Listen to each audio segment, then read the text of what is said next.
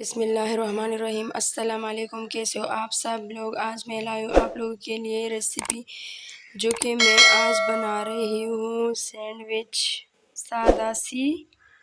इसके लिए मैंने लिए 3 अंडे, एक छोटा अदद प्याज, छोटा अदद एक टमाटर, ये लहसुन अदरक आधा चम्मच और हरी मिर्चें 2,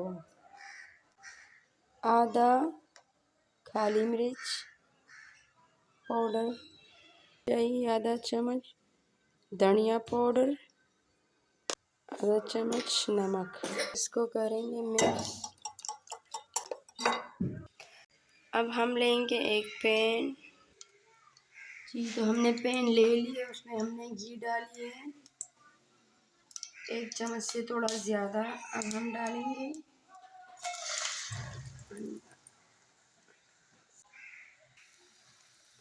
हल्की आंच पे इसको पकाएंगे 2-3 मिनट के लिए।